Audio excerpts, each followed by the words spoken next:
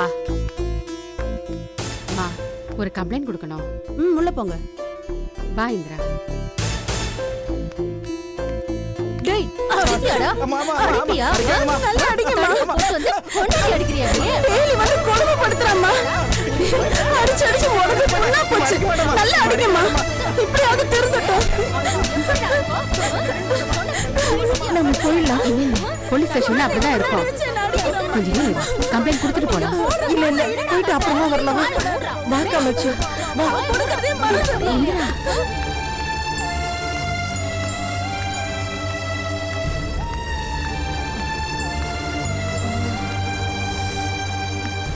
என்ன இந்திரா, என்ன ஆச்சு? இல்ல, தலை வலிக்குது, தலை சுத்துற மாதிரி இருக்கு, உடம்புக்கு முடியல. அப்போ கடைக்கு போய் டீ காஃபி ஏதாவது சாப்பிட்டு வரலாம். வா. சரியா, என்ன பண்ணிட்டு இருக்க? என்னம்மா, ஏன் இவ்வளவு டென்ஷனா வரீங்க? கம்பெனி ஆரம்பிக்கிற விஷயமா என்ன ஏதுன்னு பார்த்துட்டு இருக்கேன். பேப்பர்ல சக்கரன்னு எழுதி வச்சா இனிக்காதுரா.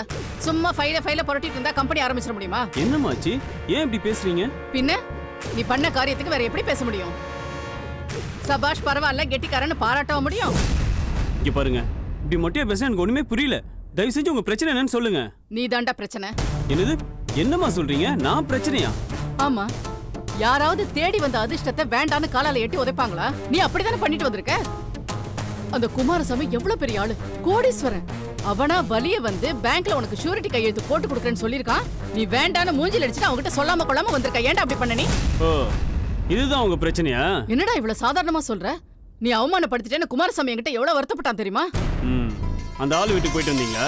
என்னடா இது, ஆளுகளின் மரியாதை நம்ம பேசிட்டு இருக்க? அந்த மாதிரிலாம் பேசாத. டேய், நீ எதுக்கு அவன் கையெழுத்து போடுறேன்னு சொன்னதுக்கு அப்புறம் சொல்லாம கொள்ளாம வந்த? அதான் பிசினஸ் சொல்லிட்டு இருக்கல. அவன் கையெழுத்து வாங்கி லோன் எடுத்து ஆரம்பிக்க வேண்டியதானே? என்னம்மா பேசுறீங்க? அன்னைக்கு அவர்கிட்ட எனக்காக வேலை கேட்டப்போ செக்யூரிட்டி இன்சார்ஜ் வேலை தரேன்னு சொல்லி என்ன அவமானப்படுத்தினார். பேங்க்ல என்ன பார்த்துட்டு அவரே வந்து உனக்கு நான் ஷூரிட்டி கையெழுத்து போடுறேன், என்னால நீ பெரிய ஆளா வந்து அது எனக்கு தான் பெருமைன்னு சொல்றாரு. அவருக்கு என்ன திமிரு, என்ன ஆணவம் இருக்கும். அதனால தான் அவர்கிட்ட சொல்லிக்காம வந்தேன். அதுல என்னமா தப்பு? டேய் சரியா, அவன் கோடீஸ்வரன்டா, அவன் அப்படித்தான் பேசுவான். நமக்கு காரியம் பெருசா வீரியம் பெருசா சொல்லு. யார் உனக்கு 50 லட்சம் ரூபாய்க்கு ஷூரிட்டி கையெழுத்து போட்டு கொடுப்பாங்க சொல்லு பாப்போம். என்னால சுயமரியாதையை விட்டு கொடுக்க முடியாதுமா. ஒரு காலத்துல உங்க தயவை வேணாம்னு சொல்லி தான் வீட்டை விட்டு வெளில போனேன். இந்த ஆள் யாருன்னு எனக்கு தெரியாது. இந்த ஆள் தயவுல நான் பிசினஸ் ஆரம்பிக்க வேண்டிய அவசியம் எனக்கு இல்ல. என் பிசினஸ் எப்படி ஸ்டார்ட் பண்ணணும்னு எனக்கு தெரியும். தயவு செஞ்சு இதுல நீங்க தலையிடாதீங்க. நீ சொல்லி திருந்தறவன் கிடையாது. ஏற்கனவே என் பேச்சை கேட்காம அந்த பரதேசி குடும்பத்தை போய் பட்டு தானே திரும்பி வந்த. ஏண்டா, தானே ஒருத்தன் உதவி பண்றேன்னு முன் வரும்போது ஏண்டா வேண்டாங்கிற? உனக்கு என்ன புத்தி கிட்ட கெட்டு போச்சா? என் தன்மானத்தை விட்டு கொடுத்து வாழ வேண்டிய தலையெழுத்து எனக்கு இல்ல.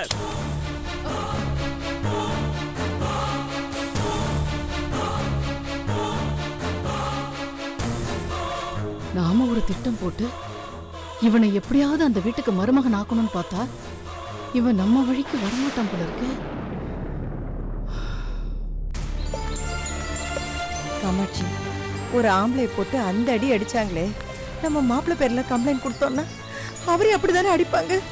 மாப்பிள்ளைக்கு இப்படி ஒரு சம்பவம் நடந்து இளவரசியோட வாழ்க்கையை நாசமாயிடுச்சுன்னா இதெல்லாம் நினைச்சு பார்த்தேன். எனக்கு உடம்பு பூரா படப்படன்னு ஆயிடுச்சு.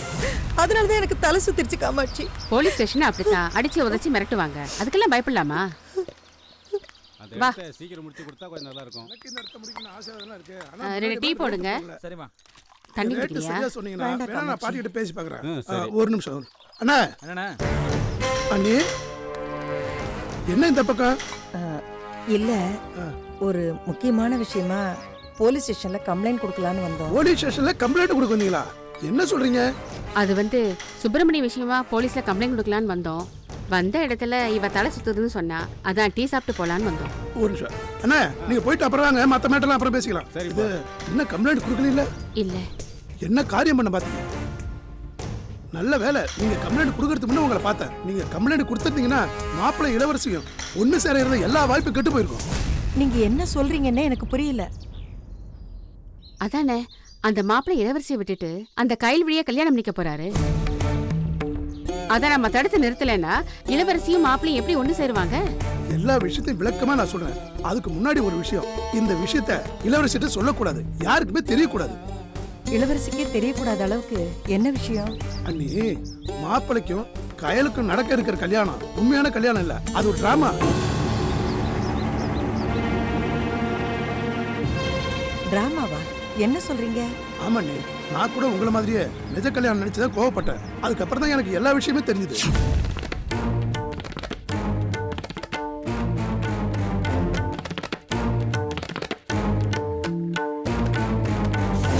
என்ன சொல்றீங்க?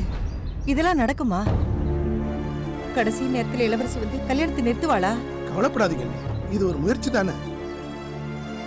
எந்த பொண்ணுமே தான் புருஷன் இன்னொரு பொண்ணு கழுத்துல தாலி கட்டுறத பார்த்துட்டு சும்மா இருக்க மாட்டான். நம்ம இளவரசி மட்டும் விதிவிலக்கா என்ன? ஒருவேளை இளவரசி வராம இருந்துட்டா? அப்படியே இளவரசி வரலன்னாலும் மாப்பிள்ளை கயல் கழுத்துல தாலி கட்டவே மாட்டாரு. ஏதாவது ஒரு முயற்சி செஞ்சு இளவரசி கூட வாழத்தான் பாப்பாரு. அதனால கடைசி நேரத்துல நீங்க கேஸ் கொடுத்து குட்டையை குழப்பிடாதீங்க. வீட்டுக்கு போங்க, 2 நாள்ல முடிவு தெரியும். அப்புறம் என்ன இந்திரா, இளவரசியோட சித்தப்பாவே சொல்லிட்டாரு. அப்புறம் எதுக்கு கேசுன்னு போனோம்? நம்ம நேரம் வீட்டுக்கே போயிடுவோம். டீ சாப்பிடு.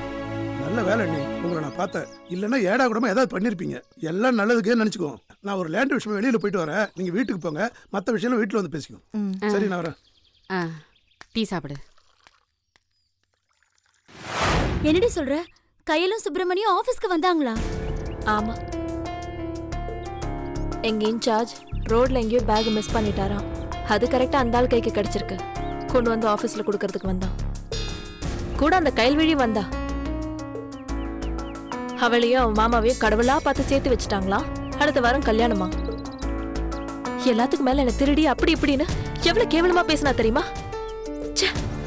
ஆமா, இப்போ கயல் உன்னை திருடின்னு சொன்னதுக்காக கோவப்படுறியா? இல்ல அவ சுப்பிரமணிய கல்யாணம் பண்ணிக்க போறேன், ஆண்டவனா எங்களை சேர்த்து வச்சுட்டாருன்னு சொன்னதுக்காக கோவப்படுறியா? தெளிவா சொல்லு. என்ன பேசுற நல்லி? அவ யாரையோ கல்யாணம் பண்ணிட்டு போறா, எனக்கு என்ன? ஆனா என்ன எதுக்கு தேடி தேடி வந்து வெறுப்பேத்துறா? அது நினைச்சாதான் ரொம்ப ஆத்திரமா இருக்கு. எனக்கு ஒரு விஷயம் புரியல இளவரசி. அந்த கையில் இதுக்கு முன்னாடி உன்னை என்னெல்லாம் பேசியிருக்கா?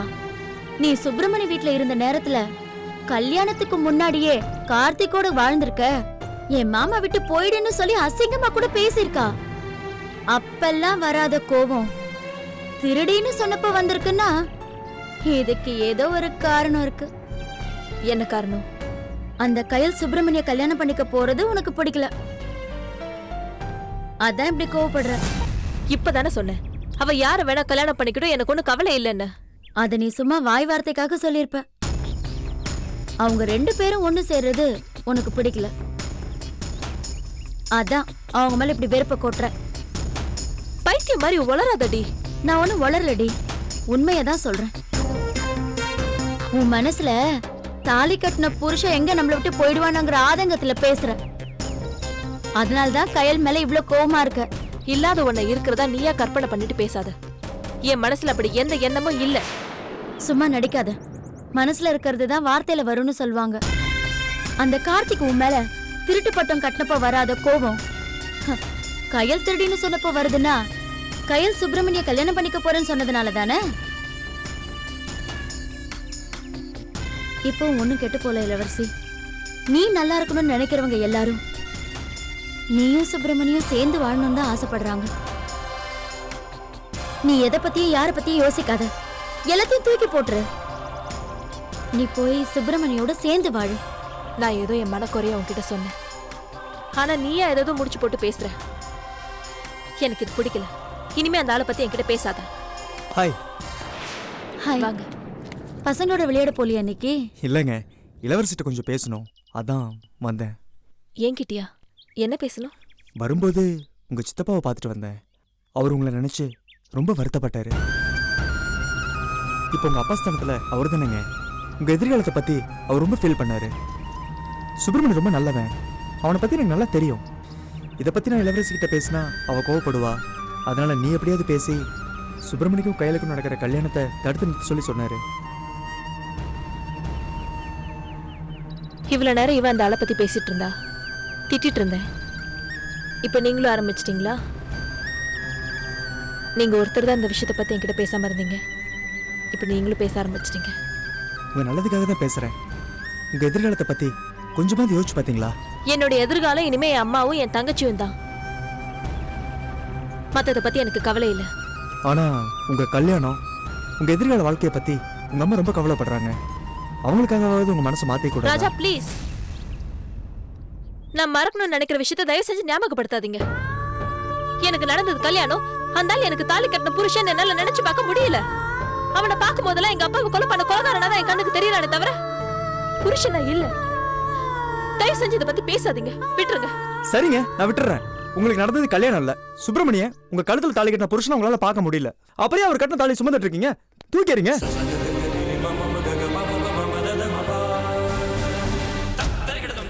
இல்லைங்க, உங்களுக்கு நடந்தது கல்யாணம் இல்லைன்னு சொல்றீங்க. சுப்பிரமணியம் உங்க புருஷன் இல்லைன்னு சொல்றீங்க. அப்புறம் எதுக்கு தாலி சுமந்துட்டு இருக்கீங்க?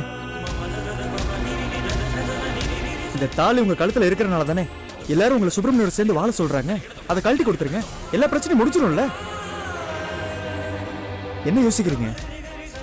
இல்ல, அது என்னால பண்ண முடியாது. ஏங்க முடியாது? உங்களாலதான் சுப்பிரமணிய புருஷனை ஏத்துக்க முடியல. அப்புறம் எதுக்கு அவர் கட்டின தாலி சுமந்துட்டு இருக்கீங்க? அதை கழட்டி கொடுத்துட்டா உங்க வாழ்க்கை நீங்க பாத்துப்பீங்க, அவர் வாழ்க்கை அவர் பாத்துக்குவாரு. யாருக்கு இந்த பிரச்சனை வராதுல்ல. ராஜா சொல்றதும் கரெக்ட் தானே? சுப்பிரமணி கட்டின தாலி எதுக்கு கழுத்துல இருக்கணும்? கைட்டு வீசிடு. ஏண்டி பேசாம ஊம மாதிரி நின்னுட்டு இருக்க? அப்போ உன் மனசு சுப்பிரமணி இருக்காருன்னு தானே அர்த்தம்? நீங்க நினைக்கிற மாதிரி அந்த ஆள் என் மனசுல இருக்கிறதுனாலயோ இல்ல அவன் கட்டின இந்த தாலிக்கு மரியாதை கொடுக்கறதுனாலயோ நான் இன்னும் இதை சுமந்துட்டு இல்ல. அன்னைக்கு அந்த ஆள் இதை கட்டும் போது என்னால அறுத்தறிஞ்சிருக்க முடியும். இந்த நிமிஷம் வரைக்கும் இந்த தாலியை நான் சுமந்துட்டு இருக்கேன்னா என்ன காரணம்? என் அம்மா.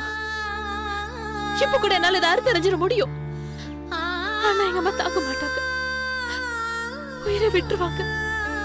அந்த ஒரே காரணத்துக்காக தான் இந்த தாலியை நான் இந்த நிமிஷம் வரைக்கும் என் கழுத்துல சுமந்துட்டு இருக்கேன். வேற எந்த காரணமும் இல்ல. சரிங்க, உங்க அம்மாக்காக தானே தாலி கழட்ட மாட்டேன்னு சொல்றீங்க. உங்க அம்மா எதுக்காக அந்த தாலி கழட்ட வேணாம்னு சொல்றாங்க? நீங்களும் சுப்பிரமணியம் சேர்ந்து வாழணுங்கிறதுக்காக தானே. தான் புருஷ சாவுக்கு காரணமா இருந்தாலும் பரவாயில்ல, ஆனா தன்னோட பொண்ணு வாழ்க்கை நல்லா இருக்கணும்னு தானே உங்களை சுப்பிரமணிய வீட்டுக்கு அனுப்பிச்சு வச்சாங்க. உங்க அம்மாவுக்காக தாலி சுமந்துட்டு இருக்கேன்னு சொல்ற நீங்க அவங்களுக்காக ஏங்க சுப்பிரமணிய கூட சேர்ந்து வாழக்கூடாது?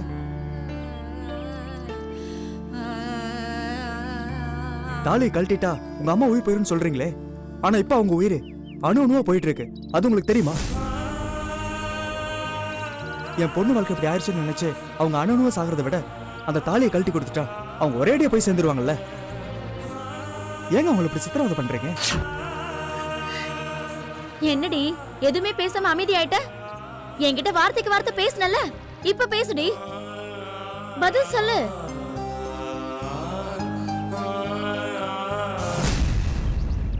என் முடிவுல எந்த மாற்றமும் இல்ல. தயவு செஞ்சு இதை பத்தி இனிமே பேசாதீங்க, என்னை விட்டுருங்க. ஏய், என்னங்க உங்க ஃப்ரெண்ட் இப்படி கோச்சிட்டு போறாங்க? கல்யாண விஷயத்தை பத்தி பேசினாலே அவ இப்படிதான் கோவப்படுவா. அதை விடுங்க. ஆனா நீங்க இன்னைக்கு பேசினதுல எனக்கு ரொம்ப சந்தோஷம். நான் என்னதான் ஃப்ரெண்டா இருந்தாலும் ஒரு லிமிட் வரைக்கும் தான் பேசுவேன். ஆனா இன்னைக்கு என் மனசுல இருந்ததெல்லாம் நீங்க கேட்டுட்டீங்க. பதில் சொல்ல முடியாம அவ எப்படி தடுமாறி போயிட்டான்னு பாத்தீங்களா? நிச்சயமா இது அவளுக்குள்ள ஒரு மாற்றத்தை உருவாக்கும். அவ போய்கிட்டு இருக்கா, வாங்க போ. சரி வாங்க.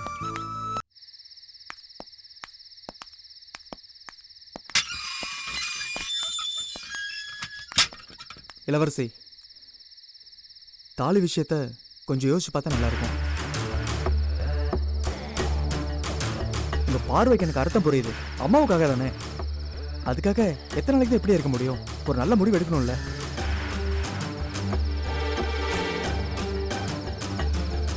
இப்படி அமைதியாவே எத்தனை நாளைக்கு தான் இருப்பீங்க? இதுக்கு ஒரு முடிவு எடுத்தாகணும்ல. கூடிய சீக்கிரம் ஒரு நல்ல முடிவு எடுங்க, அப்பதானே ஒரு விடிவு காலம் பிறக்கும். சரிங்க, குட் நைட். அம்மா, மேல இருந்து துணி எடுத்துட்டு வரீங்களா? வரமா?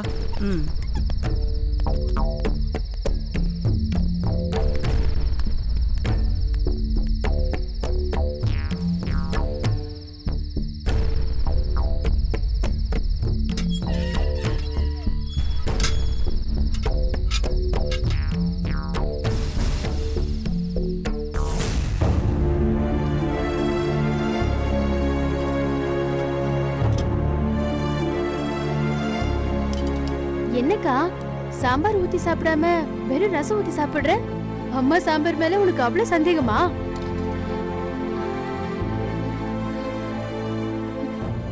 என்னம்மா நீ சாம்பாருக்கும் ரசத்துக்கும் வித்தியாசம் தெரியாம பண்ணி வச்சிருக்க. அதான் அக்கா கன்ஃபியூஸ் ஆயிடுச்சு. அம்மா நல்லதா வச்சிருக்காங்க. நான் தான் கவனிக்கல, ஏதோ ஞாபகத்துல இருந்துட்டேன். வேற ஏதோ ஞாபகமா? என்னக்கா, ஆபீஸ்ல அந்த கார்த்திக் மறுபடியும் ஏதாவது பிரச்சனை பண்றானா? அதெல்லாம் ஒண்ணும் இல்ல, நீ சாப்பிடு. ம்.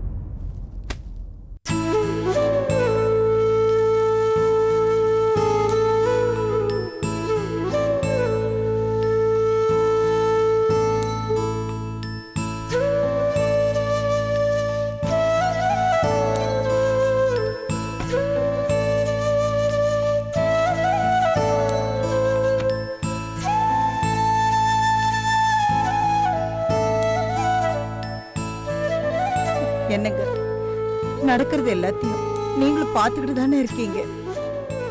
இத்தனை நாள் எப்படியாவது இளவரசி தாலி கட்டின மாப்பிள்ளையோட போய் சேர்ந்து வாழ்வான்னு நம்பிக்கிட்டு இருந்தேன். கொஞ்ச நாளா அந்த நம்பிக்கை என்னை விட்டு போய்கிட்டே இருக்கு. இந்த வீட்டுக்கு வந்து பால் காய்ச்சல் அன்னைக்கு நீங்க அறிகுறி காட்டினீங்க. அப்ப ஏதோ ஆபத்து வரப்போகுதுன்னு பயந்தேன். இப்ப குடும்ப மனத்துக்கே பங்கம் வந்துரும் போல இருக்கேங்க. பெத்த பொண்ண தாயே சந்தேகப்படக்கூடாதுதான். ஆனா நடக்கிறது எல்லாத்தையும் பார்க்கும்போது என்னால நிம்மதியா இருக்க முடியலைங்க. அவளும் பொண்ணுதானே, வயசும் இளமையும் இருக்குல்ல, ரத்தமும் சதையும் சேர்ந்த உடம்பு தானே. அவளுக்கும் ஆசா பாசங்கள் இருக்காதா? ஏதோ ஒரு சந்தர்ப்ப சூழ்நிலையில தப்பு நடந்துருச்சுன்னா அத நினைச்சுதாங்க நான் கவலைப்படுறேன்.